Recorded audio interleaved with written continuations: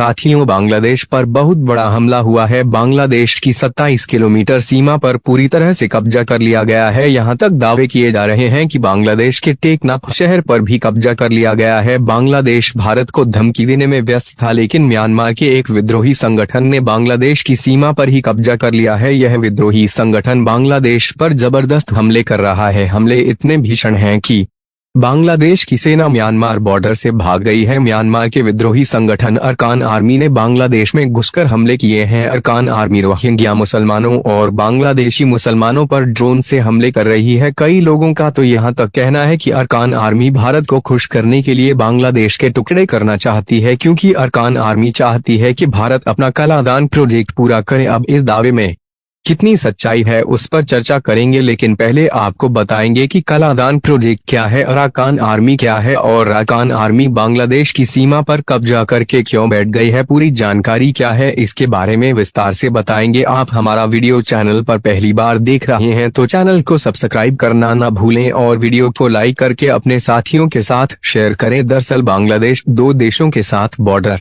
Share करता है। बांग्लादेश के तीन तरफ भारत है, एक तरफ म्यांमार का रखाई इलाका बांग्लादेश से लगता है। अब बांग्लादेश के खिलाफ रखाई स्टेट में अरकान आर्मी आकर खड़ी हो गई है। पिछले कुछ दिनों से अरकान आर्मी बांग्लादेश पर ताबड़तोड़ हमले कर रही है। आप जानते ही हैं कि म्यांमार में गृह युद्ध चल रहा है। म्यांमार के अलग अलग इलाकों पर अलग अलग विद्रोही संगठनों का कब्जा है। ऐसे में रखाई इलाका जो बांग्लादेश से लगता है वहां अरकान आर्मी का राज है। आप बार बार जिन रोहिंग्या मुसलमानों के बारे में सुनते हैं वे रखा इन के रहने वाले ही हैं। रखा इन में 30% आबादी रोहिंग्या मुसलमानों की है तो 60% से ज्यादा बुद्धिस्ट है। रखाई इलाका हमेशा से ही बुद्धिस्ट लोगों का रहा है, लेकिन इस इलाके में रोहिंग्या मुसलमानों ने बुद्धिस्ट लोगों को मारना शुरू कर दिया। इसी का बदला लेने के लिए रखाई के बुद्धिस्ट लोगों ने 2009 में अरकान आर्मी की स्थापना की। अभी तक तो अरकान आर्मी सिर्फ रोहिंग्या से ही जंग लड़ रही थी, लेकिन जब से बांग्लादेश में मोहम्मद यूनुस की सरकार आई है तब से अरकान आर्मी ने बांग्लादेश पर भी हमले शुरू कर दिए हैं। अरकान आर्मी का मानना है कि बांग्लादेश में मोहम्मद यूनुस की सरकार आने की वजह से रो मजबूत हो सकते हैं। इसी को रोकने के लिए अरकान आर्मी ने बांग्लादेश और म्यांमार की 200 किलोमीटर सीमा पर कब्जा कर लिया है। हाल ही में खबर आई है कि अरकान आर्मी चाहती है कि भारत अपना कलादान प्रोजेक्ट जल्दी पूरा करे। कलादान एक multi modal transit transport project है जो कोलकाता से म्यांमार और फिर म्यांमार से मिजोरम तक जाता है। इस प्रोजेक्ट में समुद्र, नदी और जमीन तीनों रास्ते शामिल है। कलादान प्रोजेक्ट का म्यांमार वाला हिस्सा रखाई स्टेट से होकर ही गुजरता है। ऐसे में अरकान आर्मी भारत को खुश करना चाहती है। वे चाहती है कि भारत जल्द से जल्द इस प्रोजेक्ट का काम पूरा करें। अब म्यांमार में तो कोई सरकार नहीं के बराबर है, अलग अलग जगहों पर विद्रोही संगठनों का राज है। ऐसे में रखाई इलाके के सारे फैसले अरकान आर्मी कर रही है। बंगाल की खाड़ी में स्थित सेंट मार्टिन आइलैंड का महत्व हमेशा से विवादों का केंद्र रहा है। अरकान आर्मी की हालिया गतिविधियों के कारण बांग्लादेश को डर है कि वे इस क्षेत्र पर भी कब्जा कर सकती है। यह आइलैंड न केवल सामरिक रूप से महत्वपूर्ण है बल्कि इसका नियंत्रण क्षेत्रीय समुद्री व्यापार और सुरक्षा के लिए भी अहम है। बांग्लादेश की मौजूदा सरकार पर भारत विरोधी कट्टरपंथी संगठनों को समर्थन देने के आरोप लग रहे हैं। विशेषज्ञों का कहना है कि भारत के साथ बढ़ती दूरी का असर बांग्लादेश की आंतरिक और बाहरी सुरक्षा पर भी पड़ रहा है। भारत को पूर्वोत्तर राज्यों की सुरक्षा को लेकर बांग्लादेश की अस्थिरता से खतरा हो सकता है। 1971 के युद्ध के दौरान भारतीय सेना की ऐतिहासिक भूमिका को याद करते हुए सेना ने विजय दिवस पर एक कड़ा संदेश जारी किया है। इसमें कहा गया है कि किसी भी देश की स्वतंत्रता केवल बाहरी जीत से नहीं बल्कि आंतरिक स्थिरता और एकता से कायम रहती है। बांग्लादेश के लिए यह वक्त गंभीर आत्ममंथन का है। उसे न केवल अरकान आर्मी के हमलों से निपटना होगा बल्कि रोहिंग्या शिविरों में पनप रहे कट्टरपंथ को भी खत्म करना होगा।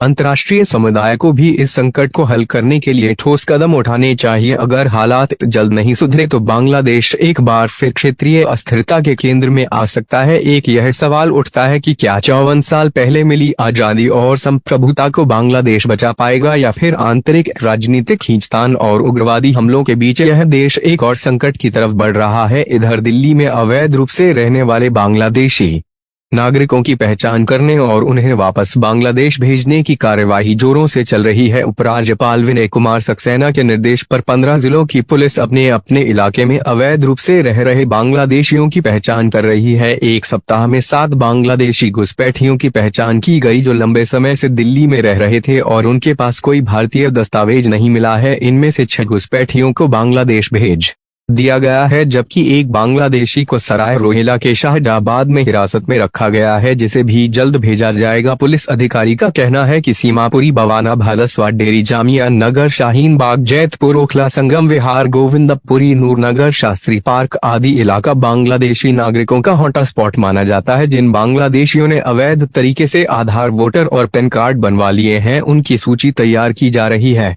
और यह जानने की कोशिश की जा रही है कि वे कौन से वर्ष में दिल्ली आए थे और कब कैसे उनके भारतीय दस्तावेज बने। अधिकारी ने बताया कि उनकी तस्वीरें भी सूची में शामिल करने का निर्देश दिया गया है। जिन बांग्लादेशी नागरिकों ने फर्जी तरीके से आधार, पैन और वोटर कार्ड बनवा लिए हैं, उन्हें वापस बांग्लादेश भेजने के लिए उनके गृह क्षेत्र में जाकर जानकारी प्राप्त करनी होगा। इसके बाद ही उनके भारतीय दस्तावेज को रद्द किया जा सकेगा। यह एक लंबी प्रक्रिया होगी। अब तक हजारों बांग्लादेशी नागरिकों की सूची तैयार की गई है जिनके पास भारतीय दस्तावेज पाए गए हैं। पुलिस अधिकारी का कहना है कि वर्ष 2003 तक झुग्गियों में अवैध रूप से रहने वाले बांग्लादेशी नागरिकों को पकड़कर एफआरओ को सूचित करने के बाद लाल किला एक्सप्रेस और अन्य ट्रेनों से बांग्लादेश भेजा जाता था। उस दौरान कई पुरुषों को तो बांग्लादेश भेज दिया गया, लेकिन महिलाओं और बच्चे को नहीं। ऐसे में कई बांग्लादेशी नागरिकों ने दिल्ली हाईकोर्ट में याचिका दायर कर इस मुद्दे पर न्याय की गुहार लगाई थी। इसके बाद हाईकोर्ट ने केवल पुरुषों को बांग्लादेश भेजने पर रोक लगा दी थी। इसके साथ ही भारत में एक बार फिर से ऐसा घोटाला सामने आया है जिसने देश की सुरक्षा को लेकर गंभीर सवाल खड़े कर दिए हैं। उत्तर प्रदेश के रायबरेली जिले में हजारों फर्जी जन्म प्रमाण पत्र बनाने का मामला उजागर हुआ है।